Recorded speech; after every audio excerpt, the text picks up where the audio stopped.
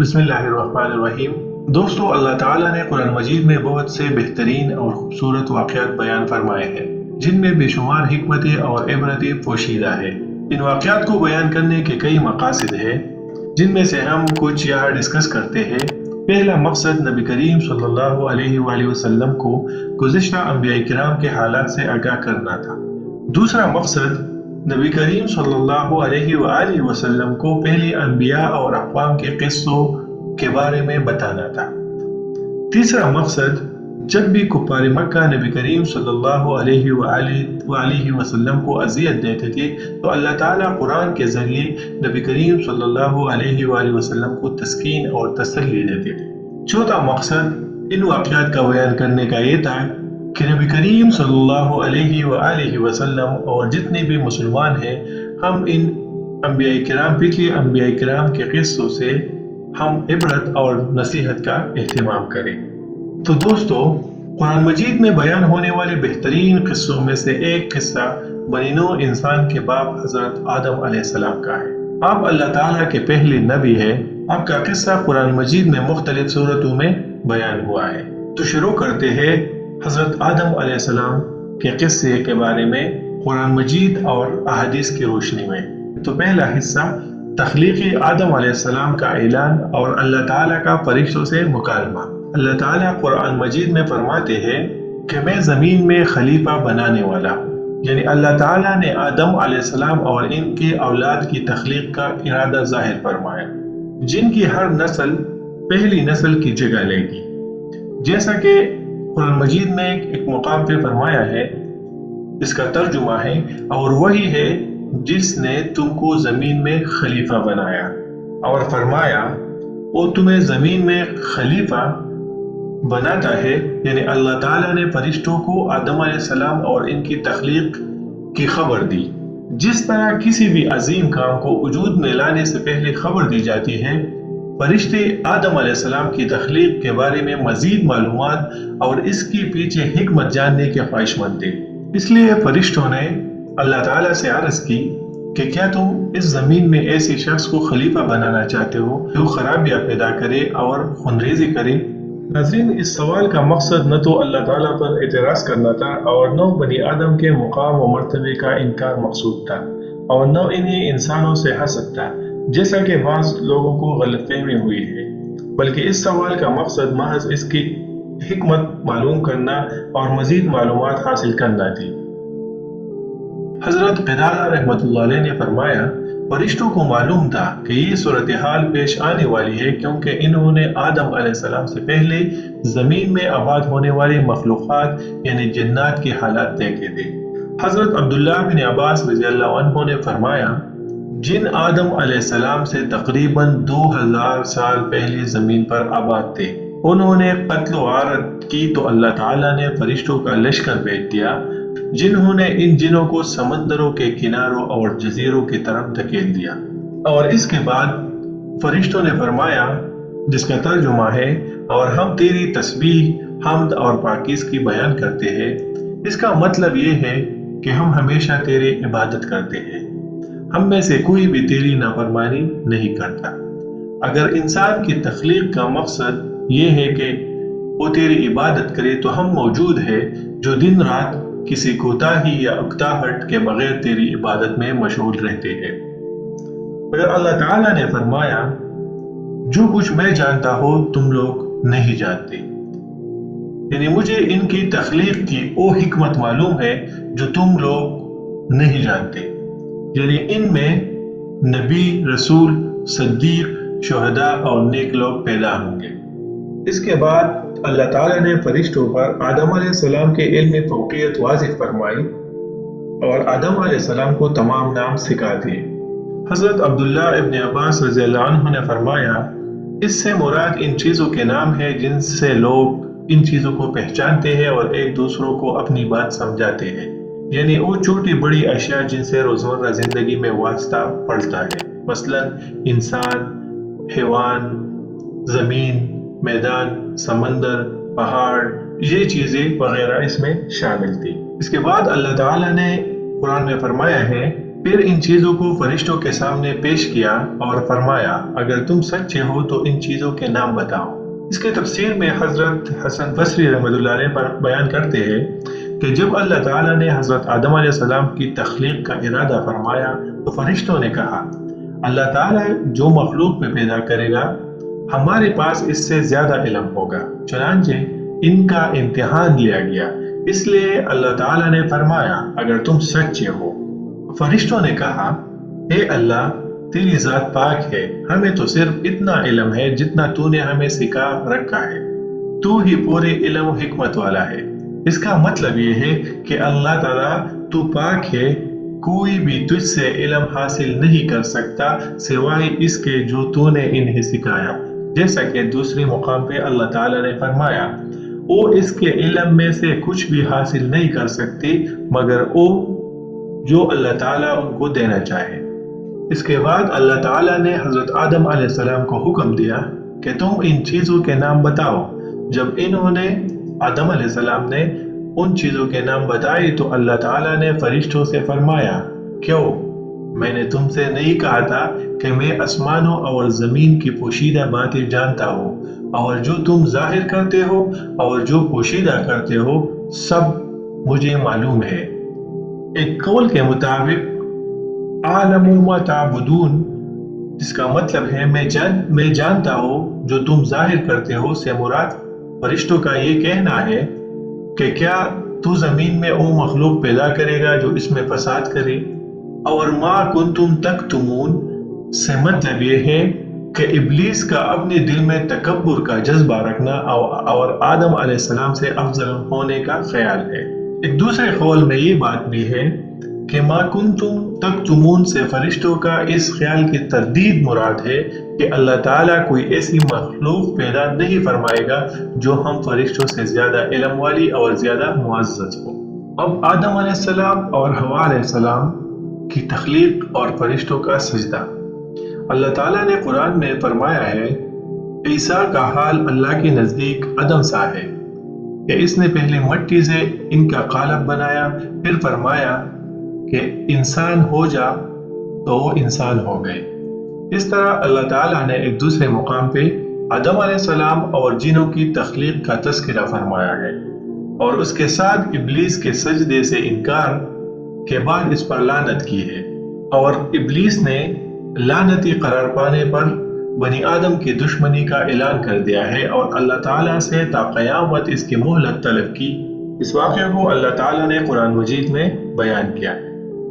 حضرت ابو موسیٰ اشعری رضی اللہ عنہ سے روایت ہے کہ نبی کریم صلی اللہ علیہ وآلہ وسلم نے فرمایا اللہ تعالیٰ نے آدم علیہ السلام کو تمام زمین سے جمع کی گئی مٹی پر خاک سے پیدا فرمایا۔ آدم علیہ السلام کی اولاد بھی طرح طرح کی مٹی کے مطابق پیدا ہوئی، اس میں سفید فام بھی ہے، سرخ بھی ہے اور سیاہ فام بھی، اور ان کے درمیانی رنگوں کے بھی اسی طرح نیک اور بد، نرم خو، سخت طبیعت اور درمیانی طبیعت والی انسان موجود ہے۔ اللہ تعالیٰ نے آدم علیہ السلام کو اپنے ہاتھ سے پیدا فرمایا تاکہ ابلیس آپ علیہ السلام سے بڑائی کا دعویٰ نہ کرے، چنانچہ اس نے آپ کو انسانی صورت میں پیدا فرمایا۔ آپ جمعہ کے دن، جس کی مقدار تقریباً 40 سال تک تھی، مٹی کے بنے ہوئے ایک جسم کی صورت میں پڑے رہے۔ فرشتے پاس سے گزرتے تھے تو آدم علیہ السلام کے جسم کو دیکھ کر ڈر جاتے تھے۔ ابلیس سب سے زیادہ خوفزدہ تھا، وہ گزرتے وقت اسے ضرب لگاتا تو جسم سے اس طرح آواز آتی جس طرح مٹی کے بنے ہوئے برتن سے کوئی چیز ٹکرائے تو آواز آتی ہے۔ اس لیے جب وہ کہتا تھا، جس کا ترجمہ ہے ٹیکری کی طرح بجنے والی مٹی سے، تو کہتا تجھے کس خاص مقصد سے پیدا کیا گیا ہے؟ وہ اس خاکی بدن میں منہ کی طرف سے داخل ہوا اور دوسری طرف نکل گیا، اور اس نے فرشتوں سے کہا اس سے مت ڈرو، تمہارا رب صمد ہے لیکن یہ تو کوکلا ہے، اگر مجھے اس پر قابو دیا گیا تو میں اسے ضرور تباہ کر دوں گا۔ آخرکار جب وہ وقت آیا جب اللہ تعالیٰ نے حضرت آدم علیہ السلام کی جسم میں روح ڈالنے کا ارادہ فرمایا تو فرشتوں سے ارشاد فرمایا جب میں اس میں روح ڈال دوں گا تو اسے سجدہ کرنا۔ جب روح ڈال دی گئی تو وہ سر کی طرف سے داخل ہوئی۔ तभी आदम अलैहिस्सलाम को चींक आ गई। फरिश्तों ने कहा, कहिए अल्हम्दुलिल्लाह, सब तारीफें अल्लाह के लिए है। तो उन्होंने फरमाया अल्हम्दुलिल्लाह। अल्लाह ताला ने फरमाया रहमका रब्बुका, तेरे रब ने तुझ पर रहमत फरमाई। जब रूह आंखों में दाखिल हुई तो आप अलैहिस्सलाम को जन्नत के फल नजर आए। जब रूह पेट में दाखिल हुई तो आपको खाने की ख्वाहिश पैदा हुई। आप जल्दी से जन्नत के फलों की तरफ लपके, जबकि रूह अभी आप अलैहिस्सलाम की टांगों में दाखिल नहीं हुई थी। इसलिए अल्लाह ताला ने कुरान मजीद में फरमाया है, जिसका तर्जुमा है, इंसान तो जल्दबाजी का बना हुआ है। यानी जल्दबाजी इंसान की फितरत में शामिल है। हजरत अनस रज़ियल्लाहु अन्हु से रिवायत है कि नबी करीम सल्लल्लाहु अलैहि वसल्लम ने फरमाया, जब अल्लाह ताला ने आदम अलैहिस्सलाम को पैदा फरमाया तो जब तक चाहा इन्हें बिला रूह के जिस्म के हालत में पड़ा रहने दिया। इब्लीस आपके इर्द गिर्द चक्कर लगाता था। जब इसने देखा कि जिस्म खोखला है तो इसे मालूम हो गया कि ये ऐसी मखलूक है जो अपने आप पर काबू न रख सकेगी। हज़रत अनस बिन मालिक रज़ियल्लाहु अन्हु से रिवायत है कि रसूलुल्लाह सल्लल्लाहु अलैहि वसल्लम ने फरमाया, जब आदम अलैहिस्सलाम में रूह डाली गई और रूह सर तक पहुंची तो आपको छींक आ गई। आप अलैहिस्सलाम ने फरमाया अल्हम्दुलिल्लाहि रब्बिल आलमीन, तमाम तारीफें अल्लाह रब्बुल आलमीन के लिए है। तो अल्लाह ताला ने फरमाया अल्लाह तुझ पर रहमत फरमाएगा।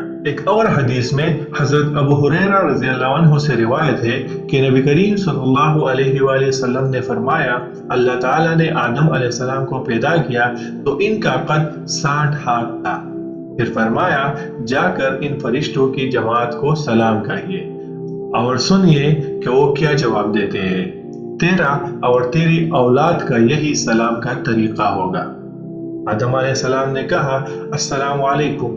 फरिश्तों ने कहा अस्सलामु अलैका व रहमतुल्लाहि, यानी जवाब में व रहमतुल्लाहि का इजाफा हो गया। जन्नत में जो भी दाखिल होगा वो आदम अलैहिस्सलाम की सूरत में यानी 60 हाथ कद का होगा। इसके बाद अब तक मखलूक के कद में बहुत ज्यादा कमी आई है। हजरत अबू हुरैरा रज़ियल्लाहु अन्हु से एक और रिवायत है कि रसूलुल्लाह सल्लल्लाहु अलैहि वसल्लम ने फरमाया, बेहतरीन दिन जिसमें सूरज तलू होता है वो जुम्मे का दिन है। इस दिन आदम अलैहिस्सलाम को पैदा किया गया, इस दिन इन्हें जन्नत में दाखिल किया गया और इसी दिन इन्हें जन्नत से निकाला गया और इसी दिन क़यामत कायम होगी। हज़रत अबू हुरैरा रज़ियल्लाहु अन्हु बयान करते हैं कि आदम अलैहिस्सलाम को जुम्मे के दिन की आखिरी घड़ी में पैदा किया गया। अल्लाह ताला ने आदम अलैहिस्सलाम को अपने हाथ मुबारक से तख्लीक फरमाकर बुलंद मर्तबा अता किया। फिर फरिश्तों से आप अलैहिस्सलाम को सजदा करवाकर इस शर्फ व मंज़िलत का इजहार फरमाया। अल्लाह ताला फरमाते हैं, इसका तर्जुमा है, और जब हमने फरिश्तों को हुक्म दिया कि आदम अलैहिस्सलाम के आगे सजदा करो तो वो सजदे में गिर पड़े, मगर शैतान ने इनकार किया और गरूर में आकर काफिर बन गया। नाज़रीन, ये अल्लाह ताला की तरफ से आदम अलैहिस्सलाम की बहुत बड़ी इज्जत अफजाई का बयान है कि इन्हें अल्लाह ताला ने अपने हाथ से पैदा किया और इनमें अपनी रूह डाली। जैसे अल्लाह ताला ने इरशाद फरमाया है, तो जब मैं इसे पूरा बना चुको और इसमें अपनी रूह पोंक दो तो तुम सब इसके लिए सजदे में गिर पड़ना। नाज़रीन, ये 4 अंदाज से इज्जत अफजाई है। नंबर 1, अपने दस्ते मुबारक से आदम अलैहिस्सलाम को पैदा करना। नंबर 2, अपनी रूह डालना। नंबर 3, फरिश्तों को हुक्म देना कि इन्हें सजदा करे और चीजों के नामों की तालीम देना। यही वजह है कि जब आदम अलैहिस्सलाम और मूसा अलैहिस्सलाम ने मलाए आला में एक दूसरे से मुलाकात की और आपस में बातचीत की तो मूसा अलैहिस्सलाम ने फरमाया, आप आदम हैं जिन्हें अल्लाह ताला ने अपने हाथ से पैदा किया और आपके अंदर अपनी रूह डाली, आपको अपने फरिश्तों से सजदा करवाया, आपको हर चीज के नाम सिखाए। नाज़रीन, हजरत हवा अलैहिस्सलाम की पैदाइश के बारे में अल्लाह ताला का इरशाद है, इसका तर्जुमा है, लोगों अपने परवरदिगार से डरो जिसने तुमको एक जान से पैदा किया और इसी से उसका जोड़ा बनाया, फिर इन दोनों से कसरत से मर्द व औरत पैदा करके रोए जमीन पर फैला दिए। और अल्लाह ताला से डरो जिसके नाम को तुम अपनी हाजत बरारी का जरिया बनाते हो और क़ितरहमी से बचो, कुछ शक नहीं कि अल्लाह तुम्हें देख रहा है। اللہ تعالیٰ نے ایک دوسرے سورہ اعراف میں مزید وضاحت کرتے ہوئے فرمایا، وہ اللہ ہی تو ہے جس نے تم کو ایک شخص سے پیدا کیا اور اس سے اس کا ایک جوڑا بنایا تاکہ وہ اس سے راحت حاصل کرے۔ محمد بن اسحاق رحمۃ اللہ علیہ نے حضرت عبداللہ بن عباس رضی اللہ عنہ کی روایت سے ذکر کیا کہ حوا علیہ السلام کو آدم علیہ السلام کے بائیں طرف کی چھوٹی پسلی سے پیدا کیا گیا، جبکہ آپ علیہ السلام سو رہے تھے اور پسلی کی جگہ گوشت سے پر کر دیا گیا۔ حضرت ابو ہریرہ رضی اللہ عنہ بیان کرتے ہیں کہ رسول اللہ صلی اللہ علیہ وآلہ وسلم نے فرمایا، عورتوں سے حسن سلوک کی نصیحت قبول کرو کیونکہ وہ پسلی سے پیدا کی گئی ہے، اور سب سے ٹیڑھی پسلی وہ ہے جو سب سے اوپر والی ہے۔ اگر تو اس پسلی کو سیدھا کرنا چاہے گا تو اسے توڑ بیٹھے گا، اور اگر اسے جوڑ دے گا تو ٹیڑھی رہے گی۔ اس لیے عورتوں سے حسن سلوک کی نصیحت قبول کرو، یعنی میں تمہیں نصیحت کرتا ہوں کہ عورتوں سے نرمی اور حسن سلوک کا برتاؤ کرو۔ اللہ تعالیٰ نے قرآن مجید میں فرمایا ہے کہ پھر اللہ تعالیٰ نے حضرت آدم علیہ السلام اور حضرت حوا علیہ السلام کو فرمایا، تو اور تیری بیوی جنت میں رہو۔ ان الفاظ سے معلوم ہوتا ہے کہ حضرت حوا علیہ السلام کو حضرت آدم علیہ السلام کے جنت میں داخل ہونے سے پہلے تخلیق کیا جا چکا تھا۔ ایک اور جگہ حضرت عبداللہ بن عباس، حضرت عبداللہ بن مسعود اور دیگر صحابہ سے روایت ہے کہ نبی علیہ السلام نے فرمایا، ابلیس کو جنت سے نکال دیا گیا اور آدم علیہ السلام کو وہاں آباد کر دیا گیا۔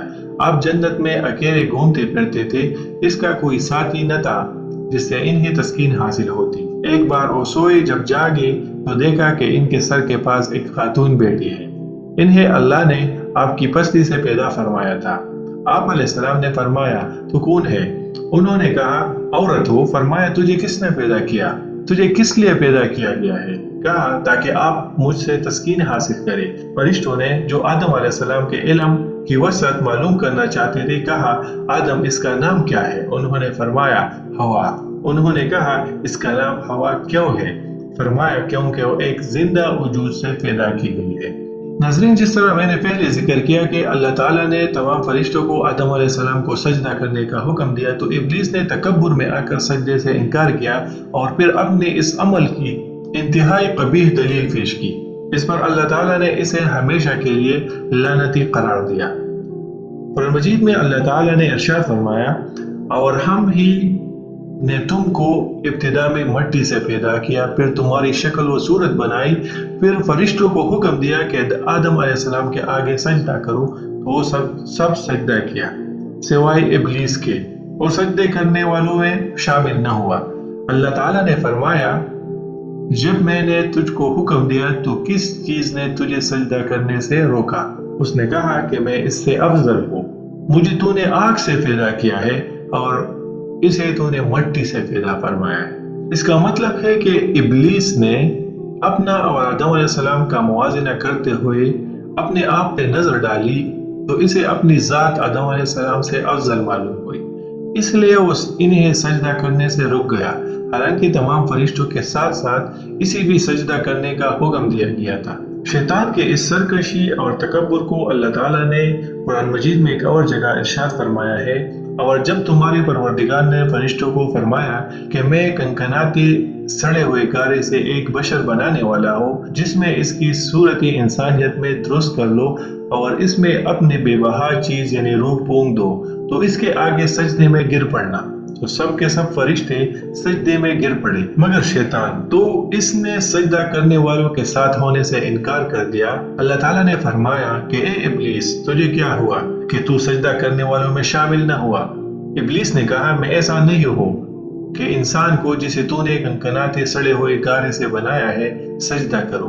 اللہ تعالیٰ نے فرمایا، یہاں سے نکل جاؤ، تو مردود ہے اور تجھ پر قیامت کے دن تک لعنت برسے۔ ابلیس اس لیے لعنت کا مستحق ہوا کہ اس کے طرز عمل میں آدم علیہ السلام کی تنقیص و تحقیر اور اس پر فخر کرنا تھا۔ حکم الہی کی مخالفت، جب کہ آدم علیہ السلام کا نام لے کر سجدے کرنے کا حکم دیا گیا تھا، اور پھر شیطان نے جو عذر پیش کیا وہ بھی بیکار تھا۔ ایک اور جگہ اللہ تعالیٰ نے ارشاد فرمایا، اور جب ہم نے فرشتوں سے کہا کہ آدم کو سجدہ کرو تو سب نے سجدہ کیا مگر ابلیس نے نہ کیا، کہنے لگا، بھلا میں ایسے شخص کو سجدہ کروں جسے تو نے مٹی سے پیدا کیا ہے۔ پھر ازراہ طنز کہنے لگا، دیکھ تو یہی وہ ہے جسے تو نے مجھ پر فضیلت دی ہے۔ اگر تو مجھ کو قیامت کے دن تک مہلت دے تو میں توڑے سے شخص کے سوا تمام آدم کے اولاد کی جڑ کاٹتا رہوں گا۔ اللہ تعالیٰ نے فرمایا، یہاں سے چلا جا، جو شخص ان میں سے تیری پیروی کرے گا تو تم سب کی سزا جہنم ہے، اور وہ پوری کی پوری سزا ہے، اور تو ان میں سے جس کو بہکا سکی اپنی آواز سے بہکاتا رہے، اور ان پر اپنے سواروں اور پیادوں کو چڑھا کر لاتا رہے، اور ان کے مال اور اولاد میں شریک ہوتا رہے، اور ان سے وعدہ کرتا رہے، اور شیطان ان سے جو وعدہ کرتا ہے سب دھوکہ ہے۔ جو میرے مخلص بندے ہیں ان پر تیرا کچھ زور نہیں، اور اے پیغمبر تمہارا پروردگار کارساز اور کافی ہے۔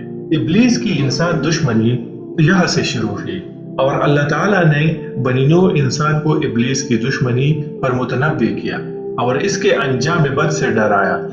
ابلیس جان بوجھ کر اللہ تعالیٰ کی اطاعت سے نکل گیا، اور اس نے تکبر کی بنا پر اللہ کے حکم کی تعمیل سے انکار کیا۔ یہ اس کی ناپاک فطرت تھی جس نے اسے دھوکہ دیا، کیونکہ وہ آگ سے پیدا کیا گیا ہے۔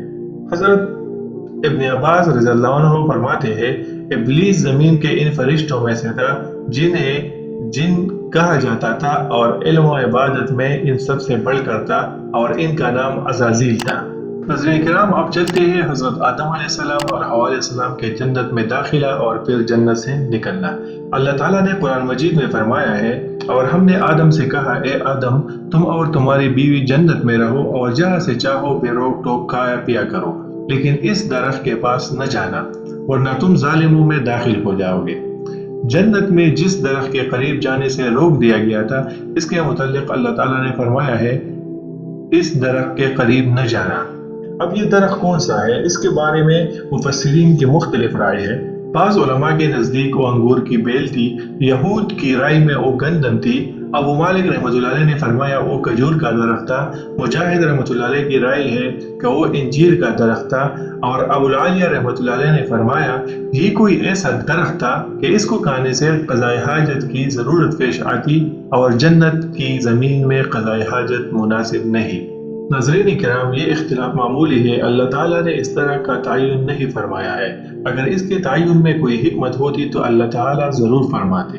ناظرین کرام، حضرت آدم علیہ السلام اور حوا علیہ السلام دونوں جنت میں رہ رہے تھے، تو شیطان نے ان کے خلاف ایک زبردست چال چلی۔ شیطان نے حضرت آدم علیہ السلام سے دشمنی کا عملی مظاہرہ کرتے ہوئے انہیں جنت سے نکلوا دیا، نہایت مکر سے انہیں گمراہ کیا، اور اپنے رب کی نافرمانی پر آمادہ کیا، جس کی سزا میں آدم علیہ السلام کو جنت سے اور ان کی نعمتوں سے محروم اور دگوں کی جگہ زمین میں آباد ہونا پڑا۔ اللہ تعالیٰ نے قرآن مجید میں فرمایا ہے، اس کا ترجمہ ہے، شیطان نے انہیں اس سے بہکا دیا، یعنی جنت سے، پھر انہیں اس سے نکال دیا جس میں ہوتے، یعنی نعمت، راحت اور سرور سے نکال کر محنت، مشقت اور مصیبت والی دنیا میں پہنچا دیا، اور اس طرح کہ اس نے ان کے دلوں میں وسوسہ ڈالا اور اس کے اچھا ہونے کا احساس دلایا۔ اللہ تعالیٰ نے ایک اور موقع پر ارشاد فرمایا ہے، تو شیطان دونوں کو بہکانے لگا تاکہ ان کی سطر کی چیزیں جو ان سے پوشیدہ تھے کھول دے، اور کہنے لگا کہ تم کو تمہارے پروردگار نے اس درخت سے صرف اس لیے منع کیا ہے کہ تم فرشتے بن جاؤ یا ہمیشہ جیتے نہ رہو۔ یعنی اس نے کہا، اللہ تعالیٰ نے تمہیں صرف اس لیے منع کیا ہے کہ تم فرشتے نہ بن جاؤ یا ہمیشہ رہنے والے نہ بن جاؤ، یعنی اگر تم اسے کھالو گے تو ایسے بن جاؤ گے کہ انہیں یقین دلانے کے لیے قسمیں کھائی، کہ جیسا کہ ارشاد باری تعالیٰ ہے، اس نے انہیں قسمیں کھا کر کہا، میں یقیناً تمہارا خیر خواہ ہوں۔ ناظرین کرام، آدم علیہ السلام اور حوا علیہ السلام دونوں نے اس درخت کا پھل کھا لیا جس کے بارے میں اللہ تعالیٰ نے قرآن مجید میں فرمایا ہے، پس مردود نے دھوکہ دے کر ان کو معصیت کی طرف کھینچ ہی لیا۔ جب انہوں نے اس درخت کا پھل کھا لیا تو ان کی سطر کی چیزیں کھل گئی، اور وہ جنت کے درختوں کے پتے توڑ کر اپنے اوپر چپکانے لگے اور اپنے سطر کو چھپانے لگے۔ اس ممنوع درخت کا پھل آدم علیہ السلام سے پہلے حوا علیہ السلام نے کھایا، اور انہیں بھی اس کے کھانے کی ترغیب دی۔ واللہ اعلم۔ ناظرین کرام، اللہ تعالیٰ نے قرآن مجید میں حضرت آدم علیہ السلام کے جنت کے خروج کو ارشاد فرمایا ہے کہ اللہ تعالیٰ نے حضرت آدم علیہ السلام کو حکم دیا کہ تم سب جنت سے اتر جاؤ، تم ایک دوسرے کے دشمن ہو اور تمہارے لیے ایک خاص وقت تک زمین پر ٹکانا ہے اور زندگی کا سامان کر دیا گیا ہے۔ یہ ارشاد آدم علیہ السلام، حوا علیہ السلام اور ابلیس کو مخاطب کر کے فرمایا گیا اور انہیں حکم دیا گیا کہ جنت سے نکل جائیں جبکہ وہ ایک دوسرے کے دشمن اور مخالف رہیں گے۔ ناظرین کرام، حضرت آدم علیہ السلام جنت میں کتنا عرصہ ٹھہرے، اس میں علماء کا اختلاف ہے۔ حضرت ابو ہریرہ رضی اللہ عنہ فرماتے ہیں کہ نبی کریم صلی اللہ علیہ وسلم نے فرمایا، آدم علیہ السلام کو جمعے کے دن پیدا کیا گیا اور اسی دن انہیں جنت میں داخل کیا گیا اور اسی دن نکالا گیا۔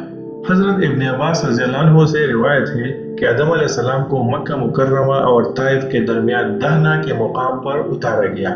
حضرت حسن بصری رحمۃ اللہ علیہ فرماتے ہیں، آدم علیہ السلام کو ہند میں اتارا گیا، حوا علیہ السلام کو جدہ میں، ابلیس کو بصرہ سے چند میل دور دستمیان نامی جگہ میں اتارا گیا، جبکہ حضرت ابن عمر رضی اللہ عنہ فرماتے ہیں کہ آدم علیہ السلام کو صفا پہاڑی اور حوا علیہ السلام کو مروہ پہاڑی پر اتارا گیا۔ جب حضرت آدم علیہ السلام زمین پر آئے تو حضرت عبداللہ ابن عباس رضی اللہ عنہ فرماتے ہیں کہ آدم علیہ السلام نے زمین پر سب سے پہلے جو کھانا کھایا وہ یہ تھا کہ جبرائیل علیہ السلام اس کے پاس گندم کے ساتھ دانے لائے۔ آدم علیہ السلام نے فرمایا، یہ کیا ہے؟ جبرائیل علیہ السلام نے فرمایا، یہ اسی درخت کا پھل ہے جس سے آپ کو منع کیا گیا تھا اور آپ نے کھا لیا تھا۔ انہوں نے فرمایا، میں اس کا کیا کروں؟ فرمایا، اسے زمین میں بو دیجئے۔ انہوں نے بو دیے۔ ان میں سے ہر ایک دانے کا وزن موجودہ دور کے 1,00,000 دانوں سے زیادہ تھا۔ وہ اگ آئی اور وقت آنے پر انہیں کاٹا اور انہیں پیسا گیا اور گوندا گیا اور اس کی روٹی بنائی گئی اور کھائی گئی۔ اس طرح انہیں بہت محنت اور مشقت کے بعد کھانا ملا۔ جب آدم علیہ السلام کو اللہ تعالیٰ نے جنت سے نکالا اور راحت و سکون والی جگہ سے نکالا اور مشقت اور محنت والی زندگی مہیا کی تو حضرت آدم علیہ السلام کو اپنی غلطی کا احساس ہوا اور وہ اللہ تعالیٰ کی طرف متوجہ ہوئے، جس کا ذکر اللہ تعالیٰ نے قرآن مجید میں فرمایا ہے۔ کیا میں نے تم کو اس درخت کے پاس جانے سے منع نہیں کیا تھا اور جتا نہیں دیا تھا کہ شیطان تمہارا کلم کلا دشمن ہے؟ دونوں عرض کرنے لگے، اے پروردگار، ہم نے اپنی جانوں پر ظلم کیا اور اگر تو ہمیں نہیں بخشے گا اور ہم پر رحم نہیں کرے گا تو ہم تباہ ہو جائیں گے۔ ناظرین کرام، اللہ تعالیٰ نے حضرت آدم علیہ السلام کو کثیر اولاد عطا فرمائی۔ اللہ تعالیٰ نے سورہ النساء میں اس واقعے کو بیان کرتے ہوئے فرمایا، لوگوں اپنے پروردگار سے ڈرو جس نے تم کو ایک جان سے پیدا کیا اور اسی سے اس کا جوڑا بنایا، پھر ان دونوں سے کثرت سے مرد عورت پیدا کر کے روئے زمین پر پھیلا دیے، اور اللہ تعالیٰ سے ڈرو جس کے نام کو تم اپنی حاجت براری کا ذریعہ بناتے ہو، اور قید رحمی سے بچو، کچھ شک نہیں کہ اللہ تمہیں دیکھ رہا ہے۔ حضرت عمر بن خطاب رضی اللہ عنہ سے روایت ہے کہ انہوں نے فرمایا، میری موجودگی میں رسول اللہ صلی اللہ علیہ وسلم سے اس کے متعلق سوال کیا گیا تھا تو آپ صلی اللہ علیہ وسلم نے فرمایا، اللہ تعالیٰ نے آدم علیہ السلام کو پیدا فرمایا، پھر ان کی پشت پر اپنا دایاں ہاتھ پھیرا اور ان کی اولاد نکالی اور فرمایا، میں نے انہیں جنت کے لیے پیدا کیا ہے اور یہ جنتیوں والے عمل کریں گے۔ پھر ان کی پشت پر دوبارہ ہاتھ پھیر کر مزید اولاد ظاہر فرمائی اور ارشاد فرمایا، میں نے انہیں جہنم کے لیے پیدا کیا ہے اور یہ جہنمی والے عمل کریں گے۔ ایک آدمی نے کہا، اللہ کے رسول، تب عمل کس لیے؟ اللہ کے رسول نے فرمایا، جب اللہ تعالیٰ کسی بندے کو جنت کے لیے پیدا فرماتا ہے تو اسے جنتیوں والے عمل کی توفیق دیتا ہے اور وہ شخص ان کی وجہ سے جنت میں داخل ہو جاتا ہے، اور اللہ تعالیٰ جب کسی بندے کو جہنم کے لیے پیدا کرتا ہے تو اسے جہنمی والے اعمال میں مشغول کر دیتا ہے اور وہ شخص اس کی وجہ سے جہنم میں داخل ہو جاتا ہے۔ ناظرین کرام، جمہور علماء یہ رائے رکھتے ہیں کہ آدم علیہ السلام کی اولاد سے وعدہ لیا گیا تھا کہ انہوں نے اس حدیث میں بھی یہ استدلال کیا ہے جو حضرت انس بن مالک رضی اللہ عنہ سے روایت ہے کہ نبی علیہ السلام نے فرمایا، قیامت کے دن ایک جہنمی سے کہا جائے گا کہ اگر تیرے پاس پوری دنیا کا مال و دولت ہو تو کیا فدیہ کے طور پر وہ سب دے دے گا تو کہے گا ہاں۔ اللہ تعالیٰ فرمائے گا کہ میں نے تجھ سے اس سے آسان چیز کا مطالبہ کیا تھا جب تم آدم علیہ السلام کی پشت میں تھا۔ اس وقت میں نے تجھ سے ایک وعدہ لیا تھا کہ تو میرے ساتھ شرک نہیں کرے گا، لیکن تو نے پھر بھی شرک کرنے پر ہی اصرار کیا۔ ان آیات کی تفسیر کرتے ہوئے حضرت ابی بن کعب رضی اللہ عنہ نے فرمایا، اللہ تعالیٰ نے اس دن ان سب کو جمع کیا جو آدم علیہ السلام کی پشت سے قیامت تک پیدا ہونے والے تھے۔ ان سب کو پیدا کر کے اور ان کی صورتیں بنا کر انہیں بولنے کی طاقت دی۔ وہ بولنے لگے تو ان سے عہد و پیمان لیا اور انہیں خود ان پر گواہ ٹھہرایا۔ فرمایا، کیا میں تمہارا رب نہیں؟ انہوں نے کہا ضرور ہے۔ اللہ تعالیٰ نے فرمایا، میں تم پر 7 آسمانوں اور 7 زمینوں کو گواہ بناتا ہوں اور تم پر تمہارے باپ حضرت آدم علیہ السلام کو گواہ بناتا ہوں۔ قیامت کے دن یہ نہ کہنا ہمیں اس کا علم نہ تھا۔ یاد رکھو، میرے سوا کوئی معبود نہیں اور میرے سوا کوئی مالک نہیں۔ میرے ساتھ شریک نہ کرنا۔ میں تمہارے پاس رسول بھیجوں گا جو تمہیں میرا عہد و پیمان یاد دلا کر تمہیں ڈرائیں گے، اور میں تم پر اپنی کتاب نازل کروں گا۔ انہوں نے کہا، ہم گواہی دیتے ہیں کہ تو ہمارا رب، ہمارا معبود ہے، تیرے سوا ہمارا کوئی رب یا معبود نہیں۔ چنانچہ اس دن انہوں نے تعمیل احکام کا اقرار کیا۔ اس کے بعد اللہ تعالیٰ نے اس کے باپ حضرت آدم علیہ السلام کو بلند کیا۔ اس نے ان سب کو دیکھا تو ان میں امیر، غریب، خوبصورت، بدصورت افراد سب نظر آئے۔ انہوں نے عرض کی، یا رب، کاش تو ان سب کو برابر کر دیتا۔ اللہ تعالیٰ نے فرمایا، میں چاہتا ہوں کہ میرا شکر کیا جائے۔ آدم علیہ السلام کو ان میں پیغمبر بھی نظر آئے جو روشن چراغوں کی طرح منور تھے۔ ان سے رسالت و نبوت کا ایک خاص وعدہ بھی لیا گیا۔ اسی دوسرے میثاق کے بارے میں اللہ تعالیٰ نے قرآن مجید میں ارشاد فرمایا ہے، اور جب ہم نے پیغمبروں سے عہد لیا اور تم سے اور نوح علیہ السلام اور ابراہیم علیہ السلام اور موسیٰ علیہ السلام اور مریم کے بیٹے حضرت عیسیٰ علیہ السلام سے اور عہد بھی ان سے پکا لیا۔ اس کے بارے میں حضرت ابو ہریرہ رضی اللہ عنہ سے روایت ہے کہ رسول اللہ صلی اللہ علیہ وسلم نے فرمایا، جب اللہ تعالیٰ نے حضرت آدم علیہ السلام کو پیدا فرمایا تو آپ کی پشت پر ہاتھ پھیرا، تب قیامت تک پیدا ہونے والے ہر جان آپ کی پشت پر ظاہر ہو گئی۔ اللہ تعالیٰ نے ہر ایک کی آنکھوں کے درمیان نور کی ایک چمک رکھ دی، پھر انہیں آدم علیہ السلام کو دکھایا۔ آدم علیہ السلام نے کہا، یا رب، یہ کون ہے؟ اللہ تعالیٰ نے فرمایا، یہ تیری اولاد ہے۔ آپ کو ان میں ایک آدمی نظر آیا جس کی پیشانی کی چمک آپ کو بہت اچھی لگی۔ فرمایا، یا رب، یہ کون ہے؟ اللہ تعالیٰ نے فرمایا، یہ تیری اولاد میں آخری زمانے کی قوموں میں سے ایک آدمی ہے جس کا نام داؤد علیہ السلام ہوگا۔ فرمایا، یا رب، تو نے اس کی عمر کتنی مقرر کی ہے؟ اللہ تعالیٰ نے فرمایا، 60 سال۔ آدم علیہ السلام نے فرمایا، یا رب، اسے میری عمر میں سے 40 سال عطا فرما دے۔ جب آدم علیہ السلام کی عمر مکمل ہوئی تو موت کا فرشتہ آ گیا، تو انہوں نے فرمایا، کیا میری عمر میں سے 40 سال باقی نہیں ہے؟ فرشتے نے کہا، کیا وہ آپ نے اپنے بیٹے داؤد علیہ السلام کو نہیں دے دیے تھے؟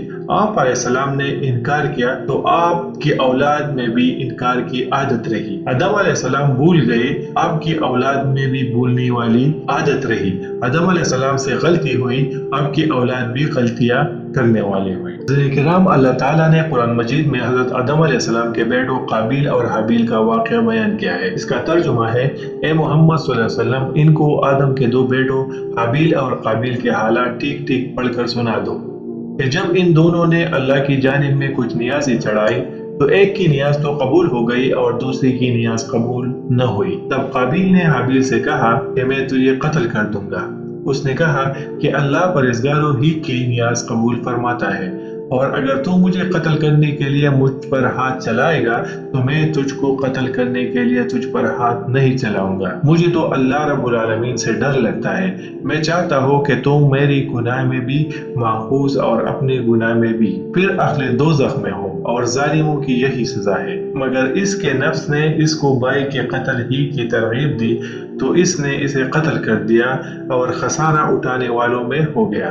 اب اللہ نے ایک کوا بھیجا جو زمین کو کریدنے لگا تاکہ اسے دکھائے کہ اپنے بھائی کی لاش کو کیسے چھپائے۔ کہنے لگا، ہائے افسوس، مجھ سے اتنا بھی نہ ہو سکا کہ اس کوے کے برابر ہوتا کہ اپنے بھائی کی لاش چھپا دیتا، پھر وہ پشیمان ہوا۔ ناظرین کرام، بہت سے روایت میں یہ آیا ہے کہ آدم علیہ السلام کے ہر لڑکی کی شادی کسی دوسرے لڑکے کے ساتھ پیدا ہونے والی لڑکی سے کرتے تھے۔ حابیل نے قابیل کی بہن سے نکاح کرنے کا ارادہ کیا اور قابیل کی بہن زیادہ خوش شکل تھی، چنانچہ قابیل نے چاہا کہ اس کی شادی حابیل کی بجائے خود اس سے ہو جائے۔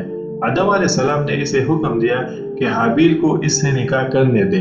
اس نے انکار کیا تو آدم علیہ السلام نے دونوں کو قربانی کرنے کا حکم دیا۔ حابیل بھیڑ بکریاں پالتا تھا، اس نے ایک موٹا تازہ جانور قربان کیا۔ قابیل نے اپنی کھیتی میں سے نکمی فصل کا ایک حصہ قربانی کے طور پر پیش کیا۔ آسمان سے آگ اتری تو اس نے قابیل کی قربانی کو چھوڑ دیا اور حابیل کی قربانی کو کھا لیا۔ اسے غصہ آ گیا، اس نے کہا، میں ضرور تجھے قتل کروں گا تاکہ تم میری بہن سے شادی نہ کر سکے۔ حابیل نے کہا، اللہ تعالیٰ پرہیزگاروں سے قربانی قبول فرماتا ہے۔ حضرت ابو جعفر رحمۃ اللہ علیہ نے فرمایا کہ جب وہ دونوں قربانی دے رہے تھے تو آدم علیہ السلام بھی موجود تھے۔ انہوں نے دیکھا کہ حابیل کی قربانی قبول ہو گئی، قابیل کی نہیں۔ تب قابیل نے آدم علیہ السلام سے کہا، اس کی قربانی اس لیے قبول ہوئی ہے کہ آپ نے اس کے حق میں دعا کی تھی اور آپ نے میرے حق میں دعا نہیں کی۔ اس کے بعد اس نے تنہائی میں حابیل کو دم کی دی۔ ایک رات حابیل کو جانور چراتے ہوئے واپس آنے میں دیر ہو گئی۔ آدم علیہ السلام نے اس کے بھائی قابیل کو بھیجا کہ معلوم کرے اسے کیوں دیر ہوئی۔ وہ گیا تو اسے حابیل مل گیا۔ اس نے کہا، تیری قربانی قبول ہو گئی ہے، میری نہیں۔ اس نے کہا، اللہ تعالیٰ اہل تقوی سے قربانی قبول فرماتا ہے۔ اس پر قابیل کو غصہ آ گیا، اس کے پاس لوہے کی کوئی چیز تھی، اس نے وہ مار کر حابیل کو قتل کر دیا۔ بعض علماء نے فرمایا ہے، حابیل سو رہا تھا، قابیل نے ایک بڑا پتھر اس کے سر پر مار کر اس کے سر کو کچل دیا۔ بعض علماء فرماتے ہیں بلکہ اس نے زور سے اس کا گلا گھونٹا اور درندوں کی طرح اسے دانتوں سے کاٹا جس سے وہ فوت ہو گیا۔ اس قتل کے بارے میں حضرت عبداللہ بن مسعود رضی اللہ عنہ سے روایت ہے کہ رسول اللہ صلی اللہ علیہ وسلم نے فرمایا، جو انسان بھی ظلماً قتل ہوتا ہے، اس کے قتل کے گناہ کا ایک حصہ آدم علیہ السلام کے پہلے بیٹے کو بھی ملتا ہے، کیونکہ وہ پہلا شخص تھا جس نے قتل کا طریقہ شروع کیا تھا۔ قابیل کی سزا کے بارے میں حضرت مجاہد رحمۃ اللہ علیہ فرماتے ہیں، جس دن قابیل نے اپنے بھائی کو قتل کیا، اس دن اسے سزا مل گئی، چنانچہ اس کی پنڈلی اور اس کی ران سے چپک گئی۔ اس کو یہ سزا بھی دی گئی کہ سورج جس طرف ہوتا قابیل کا چہرہ اسی طرف رہتا۔ اسی طرح اسے دوسروں کے لیے عبرت بنا دیا گیا اور اسے جلدی سزا مل گئی، کیونکہ اس نے گناہ کا ارتکاب کیا تھا، سرکشی کی تھی اور اپنے سگے بھائی سے حسد کیا تھا۔ ایک اور حدیث میں آیا ہے کہ رسول اللہ صلی اللہ علیہ وسلم نے فرمایا، ظلم اور قطع رحمی سے بڑھ کر کوئی گناہ اس لائق نہیں کہ اللہ تعالیٰ اس کی سزا دنیا میں بھی دے اور آخرت کا عذاب بھی اس کے مرتکب کے لیے محفوظ رکھے۔ ناظرین کرام، اہل کتاب کے پاس جو کتاب ہے وہ جسے وہ تورات قرار دیتے ہیں، اس میں لکھا ہے کہ اللہ تعالیٰ نے اس کی سزا مؤخر کر کے اسے مہلت دی اور وہ عدن کے مشرق میں نود کے علاقے میں جا بسا۔ وہ اسے قنین کہتے ہیں۔ اس کا ایک بیٹا خنوق ہوا اور خنوق سے اندر سے محاویل سے متوشیل اور متوشیل سے لامک پیدا ہوا۔ اس نے دو عورتوں سے شادی کی، ایک کا نام عدہ اور دوسرے کا نام سلہ تھا۔ عدہ کے ہاں ایک بیٹا ابل پیدا ہوا۔ سب سے پہلے اس نے خیموں میں رہائش اختیار کی اور مال جمع کیا۔ اس کے ہاں نوبل بھی پیدا ہوا۔ اس نے سب سے پہلے بین اور بانسری بجائی۔ سلہ کے ہاں ایک بیٹا پیدا ہوا، اس کا نام تبلقین تھا۔ سب سے پہلے اس نے تانبا اور لوہے کی چیزیں بنائی اور اس کے ہاں ایک بیٹی ہوئی جس کا نام نعمہ تھا۔ اس میں یہ بھی مذکور ہے کہ آدم علیہ السلام اپنی زوجہ محترمہ کے پاس گئے تو ان کے ہاں ایک بیٹا پیدا ہوا۔ حوا علیہ السلام نے اس کا نام شیس رکھا اور فرمایا، اللہ تعالیٰ نے مجھے حابیل کا نعم البدل عطا فرما دیا جسے قابیل نے قتل کر دیا تھا۔ شیس علیہ السلام کا ایک بیٹا انوش تھا۔ اہل کتاب کہتے ہیں کہ جب شیس کی ولادت ہوئی تو آدم علیہ السلام کی عمر 130 سال تھی۔ آپ اس کے بعد 800 سال زندہ رہے۔ جب شیس علیہ السلام کے ہاں انوش کی ولادت ہوئی تو اس کی عمر 165 سال تھی اور اس کے بعد 800 سال زندہ رہے اور ان کے ہاں انوش کے علاوہ اور بیٹے اور بیٹیاں بھی پیدا ہوئی۔ امام ابن جریر رحمۃ اللہ علیہ نے اپنی تاریخ کی کتاب میں کسی کا یہ قول ذکر کیا ہے کہ آدم علیہ السلام اور حوا علیہ السلام کے ہاں دو کر کے 40 بچے پیدا ہوئے۔ ایک قول کے مطابق 120 جوڑے پیدا ہوئے۔ ہر بار ایک لڑکے اور ایک لڑکی کی ولادت ہوتی تھی۔ اس کے بعد انسانوں کی تعداد میں بہت زیادہ اضافہ ہوتا گیا اور وہ زمین میں بکھر گئی اور دور دور تک آباد ہو گئے۔ جیسے کہ اللہ تعالیٰ نے قرآن مجید میں فرمایا ہے، لوگوں اپنے پروردگار سے ڈرو جس نے تم کو ایک شخص سے پیدا کیا اور اس سے اس کا جوڑا بنایا، پھر ان سے دونوں سے کثرت سے مرد عورت پیدا کر کے روئے زمین پر پھیلا دیے۔ مؤرخین فرماتے ہیں کہ آدم علیہ السلام کے فوت ہونے تک ان کی اولاد اور اولاد کی اولاد وغیرہ کی تعداد 4 لاکھ افراد تک پہنچ چکی تھی۔ حضرت آدم علیہ السلام کی وفات اور بیٹے شیث علیہ السلام کو وصیت۔ شیث علیہ السلام کے نام کا مطلب ہے اللہ تعالیٰ کا دیا ہوا تحفہ۔ آدم علیہ السلام نے اس کا نام اس لیے رکھا تھا کہ حابیل کے قتل ہو جانے کے بعد اللہ تعالیٰ نے اسے شیث علیہ السلام عطا فرمایا۔ محمد ابن اسحاق رحمۃ اللہ علیہ نے فرمایا، جب آدم علیہ السلام کی وفات کا وقت آیا تو آپ علیہ السلام نے اپنے بیٹے شیث علیہ السلام کے حق میں وصیت کی، انہیں رات اور دن کے اوقات اور ان اوقات میں ادا کی جانے والی عبادات کی تعلیم دی اور انہیں بتایا کہ ایک طوفان آنے والا ہے۔ کہتے ہیں کہ آج کل جتنے انسان موجود ہیں ان کا نسب شیث علیہ السلام تک پہنچتا ہے۔ آدم علیہ السلام کے دوسرے بیٹوں کی اولادیں ختم ہو چکی تھی۔ جب آدم علیہ السلام فوت ہوئے تو اس دن جمعہ تھا، فرشتے اللہ کے پاس سے جنت کی خوشبو اور جنت کا کفن لے کر آئی اور ان کے بیٹے اور خلیفہ شیث علیہ السلام سے تعزیت کی۔ حضرت ابی بن کعب رضی اللہ عنہ سے روایت ہے، انہوں نے فرمایا جب آدم علیہ السلام کی وفات کا وقت قریب آیا تو انہوں نے اپنے بیٹوں سے فرمایا، بیٹو میرا جنت کے پلکانے کو جی چاہتا ہے۔ وہ تلاشی کے لیے نکل کھڑے ہوئے، انہیں سامنے سے فرشتے آتے ملے جن کے پاس آدم علیہ السلام کا کفن اور خوشبو تھی اور ان کے پاس کلہاڑی، کسیا اور ٹوکریاں بھی تھی۔ انہوں نے کہا، آدم کے بیٹو تمہیں کس چیز کی تلاش ہے؟ یا کہا تم کیا چاہتے ہو اور کہاں جا رہے ہو؟ انہوں نے کہا، ہمارے والد صاحب بیمار ہیں اور جنت کے میووں کی خواہش رکھتے ہیں۔ فرشتوں نے کہا، واپس چلے جاؤ، تمہارے والد تو فوت ہونے والے ہیں۔ فرشتے جب آدم علیہ السلام کی روح قبض کرنے کے لیے آئے تو حوا علیہ السلام نے انہیں دیکھ کر پہچان لیا اور آدم علیہ السلام سے چمٹ گئی۔ آدم علیہ السلام نے فرمایا، مجھ سے الگ ہو جاؤ، پہلے بھی مجھے تمہارے ذریعے ہی سے مصیبت پہنچی تھی، مجھے میرے رب کے فرشتوں کے ساتھ رہنے دو۔ فرشتوں نے ان کی روح قبض کی، غسل دیا، کفن پہنایا، خوشبو لگائی، آپ کی قبر کھود دی اور لحد تیار کی۔ پھر انہوں نے آدم علیہ السلام کی نماز جنازہ ادا کی، پھر انہیں قبر میں رکھ کر اوپر سے مٹی ڈالی۔ پھر انہوں نے کہا، آدم کے بیٹو تمہارے لیے یہی طریقہ ہے۔ اب حضرت آدم علیہ السلام کہاں دفن ہوئی اس میں اختلاف ہے۔ مشہور ہے کہ انہیں ہندوستان کے پاس سری لنکا میں اس کے پہاڑ کے قریب دفن کیا گیا جہاں انہیں جنت سے اتارا گیا تھا۔ ایک قول کے مطابق مکہ مکرمہ میں دفن کیا گیا ہے۔ یہ بھی کہتے ہیں کہ حضرت نوح علیہ السلام نے طوفان کے موقع پر ان کی اور حضرت حوا علیہ السلام کی میتوں کو ایک تابوت میں ڈال کر کشتی میں رکھ لیا تھا، پھر طوفان ختم ہونے کے بعد انہیں بیت المقدس میں دفن کر دیا۔ آپ کی عمر کے بارے میں بھی اختلاف ہے۔ حضرت ابن عباس اور حضرت ابو ہریرہ رضی اللہ عنہ کی روایت سے مرفوع ہے کہ لوح محفوظ میں ان کی عمر 1000 سال لکھی ہوئی تھی۔ اس کے مقابلے میں تورات کے اس بیان کو اختیار نہیں کیا جاتا اور وہ 930 سال زندہ رہے۔ اہل کتاب کا یہ بیان ناقابل قبول ہے کیونکہ اس کا صحیح بیان کے خلاف ہے جو معصوم نبی صلی اللہ علیہ وآلہ وسلم نے ہم تک قابل اعتماد طریقے سے پہنچایا ہے۔ حضرت آدم علیہ السلام کے وفات کے بعد ان کے بیٹے شیث علیہ السلام نے ان کے کام رشد و ہدایت اور تبلیغ کی ذمہ داری اٹھائی۔ جب ان کی وفات کا وقت آیا تو انہوں نے اپنے بیٹے انوش کے حق میں وصیت کی۔ ان کے بعد ان کے بیٹے قینن، پھر ان کے بیٹے مہلائل نے یہ سب منصب سنبھالے۔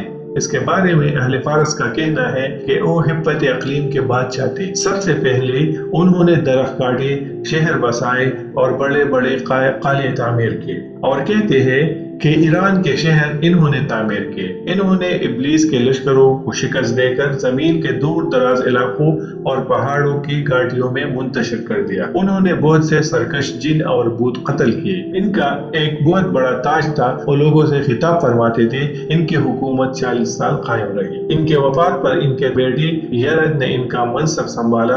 انہوں نے اپنی وفات کے وقت اپنے بیٹی خنوخ کے حق میں وصیت کی۔ مشہور قول کے مطابق انہیں کو ادریس علیہ السلام کہا جاتا ہے۔ ناظرین کرام، حضرت آدم علیہ السلام کے واقعے سے ہمیں کئی عبرتیں، کئی حکمتیں ملتی ہیں اور ہمیں کئی فوائد پہنچتے ہیں۔ اس میں پہلے نمبر پر انسان کی عزت و تکریم۔ آج کل کے کئی سائنٹسٹ جو تھیوری آف ایوولوشن پیش کرتے ہیں کہ انسان کیڑے مکوڑوں سے بنے ہیں، اس کو قرآن مجید نے سرے سے بالکل رد کر دیا ہے۔ قرآن مجید میں اللہ تعالیٰ فرماتے ہیں حضرت آدم علیہ السلام کو اللہ تعالیٰ نے مٹی سے بنایا ہے اور اللہ تعالیٰ نے اس میں اپنی روح پھونک دی ہے، اور اللہ تعالیٰ نے انسان کو ایک اعلیٰ مقام دیا ہے جو کوئی بھی مذہب، دین یا فلسفہ اسے نہیں دے سکتا۔ اللہ تعالیٰ نے پہلے آدم علیہ السلام کو اپنے مبارک ہاتھوں سے تخلیق فرمایا، اپنی روح اس میں پھونکی، پھر انہیں تمام علوم و معارف عطا کر کے فرشتوں پر ان کی برتری کا اظہار فرمایا، اور آخر میں فرشتوں سے انہیں سجدہ کروا کے ان کے فضل و شرف پر مہر تصدیق ثابت کر دی۔ دوسری جو فائدہ ہے وہ ہے تکبر کا انجام۔ آدم علیہ السلام کے اس واقعے سے ہمیں یہ عبرت حاصل ہوتی ہے کہ غرور و تکبر کا سر ہمیشہ نیچا ہوتا ہے۔ ابلیس کا ایک مقام تھا، مگر جب وہ نافرمانی پر اتر آیا اور جب اس نے تکبر کی تو اس کو ہمیشہ کے لیے جنت سے نکال دیا گیا اور اس پر لعنت کر دی گئی۔ اللہ تعالیٰ فرماتے ہیں عزت میرا تہبند ہے اور کبریائی میری چادر ہے۔ جو شخص ان دونوں میں سے کسی کو مجھ سے چھینے گا میں اسے عذاب میں مبتلا کر دوں گا۔ اس لیے اللہ تعالیٰ نے شیطان کے فخر و غرور کے اظہار پر اسے لعنتی قرار دیتے ہوئے اپنے مقدس دربار سے نکل جانے کا حکم دیا۔ انسان کی روحانی بلندی۔ اللہ تعالیٰ قرآن مجید میں فرماتے ہیں جب آپ کے رب نے فرشتوں سے فرمایا کہ میں مٹی سے انسان کو پیدا کرنے والا ہوں، تو جب میں اسے ٹھیک ٹھاک کر لوں اور اس میں اپنی روح پھونک دو تو تم سب اس کے سجدے میں گر پڑنا۔ اس آیات سے یہ واضح ہوتا ہے کہ انسان تخلیق دو چیزوں کا مرکب ہے، ایک مٹی اور دوسری روح۔ مٹی سے اس کے اعضاء، گوشت اور خون کو بنایا گیا۔ دور جدید کے سائنسدان یہ کہتے ہیں کہ انسانی جسم انہی اجزاء پر مشتمل ہے جن پر زمین کی مٹی مشتمل ہے۔ اس مادے سے تخلیق کی وجہ سے انسان میں دو قسم کے رجحان پائے جاتے ہیں، کھانے پینے، پہنے بہتر طرز عمل، طرز زندگی اور جنسی خواہشات کی تکمیل کا رجحان، اور دوسری طرف فخر و غرور، تکبر، انتقام، قتل و ضرب اور اظہار ثانی کے منفی رجحانات بھی پائے جاتے ہیں۔ آدم علیہ السلام سے پہلے زمین میں کیا تھا؟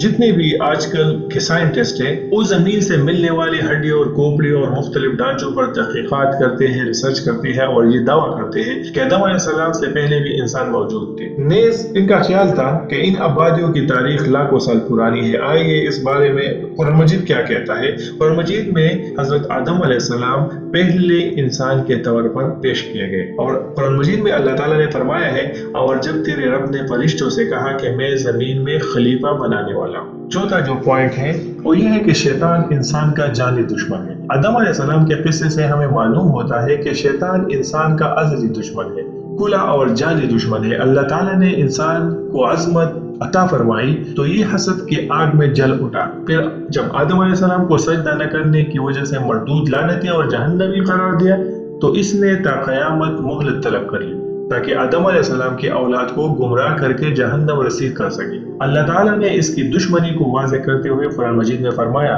اور شیطانی راہ پر نہ چلو، وہ تمہارا کھلا دشمن۔ آدم علیہ السلام کے واقعے سے ہمیں ایک جو پوائنٹ ملتا ہے کہ ابلیس ابو الشیاطین ہے۔ ابلیس تمام شیطانوں کا باپ ہے۔ ابلیس جنوں میں سے تھا، اپنی سرکشی، تکبر اور حسد کی وجہ سے اس کی الگ پہچان بن گئی۔ اللہ تعالیٰ قرآن مجید میں فرماتا ہے سوائے ابلیس کے یہ جنوں میں سے تھا، اس نے اپنے پروردگار کی نافرمانی کی۔ جن ذیعقل مخلوق ہے، انسانوں کی طرح جن بھی شریعت کے پابند ہیں، کیونکہ یہ آگ سے پیدا کیے گئے ہیں اور ان کی مادی جسم نہیں ہے، اس لیے ہم انہیں دیکھ نہیں سکتے جبکہ وہ ہمیں دیکھتے ہیں۔ जिनों में भी नेक व बदबख्त होते हैं। नेक जिन शरीयत के पाबंद और नेक कामों में सबकत ले जाने की कोशिश करते हैं, जबकि शरीर शैतान के चेले हैं और दूसरों को गुमराह करने में मशहूर रहते हैं। अगला पॉइंट जो है वो इंसानियत का पहला कत्ल है। हज़रत आदम अलैहिस्सलाम के वाक़े से हमें इंसानियत का पहले कत्ल के बारे में पता चलता है और हमें ये पता चलता है कि हसद क्या है। हसद वो कबीह और शनीर गुनाह है जिसके जरिए से आसमानों में अल्लाह ताला की नाफरमानी की गई। इब्लीस ने हसद करते हुए आदम अलैहिस्सलाम के मुकाम को तस्लीम करने से इनकार किया और हुक्म इलाही को पुष्ट डालते हुए आदम अलैहिस्सलाम को सजदा करने से इनकार किया, जिसकी सजा में वो इसकी पैरवी करने वाले अज़ाब इलाही के मुस्तहिक ठहरे। हसद वो जुर्म था जिसके जरिए से जमीन में अल्लाह ताला की नाफरमानी की गई, यानी हाबिल को कत्ल कर दिया गया। हज़रत आदम अलैहिस्सलाम के वाक़े से हमें जो एक और सबक मिलता है और ये है तौबा, जो कुर्ब इलाही के हुसूल का अहम जरिया है। जब से शैतान ने हज़रत आदम अलैहिस्सलाम और इनकी औलाद के साथ जंग का ऐलान किया, इस वक्त से नेकी, बदी, खैर, शर, भलाई, बुराई के दरमियान एक कशमकश जारी है। शैतान अपने लश्कर के साथ रात दिन बनीनो इंसान को गुमराह करने, इन्हें अपने रब का नाफरमान बनाने, बुराई में मुलव्वस करने, नेकी से दूर और बदी में मुब्तला करने के लिए हर वक्त सरगर्म रहता है। आदम अलैहिस्सलाम के किस्से से बनीनो इंसान को इन मुश्किलात का हल मुयस्सर आता है। इनके जानी दुश्मन के हर वार से सेहतयाब होने का एक अनमोल नुस्खा इन्हें मिलता है। शैतान के चंद लम्हे की खुशी के बाद इन्हें जलील व ख्वार करने का मजबूत तरीन हथियार नस्ब होता है। वो इलाज और हथियार वही है जो इनके वालिद हजरत आदम अलैहिस्सलाम ने इख्तियार किया था, यानी वो क्या था, वो है तौबा और इस्तिग़फ़ार। जिस तरह आदम अलैहिस्सलाम, हव्वा अलैहिस्सलाम शैतानी मक्कर का शिकार हुए, इस तरह इनकी औलाद भी शैतान के फरेब में आ सकती। लिहाजा इन्हें भी अपनी इस मर्ज का इलाज इस तरह करना चाहिए जिस तरह इनके वालिदैन ने किया था।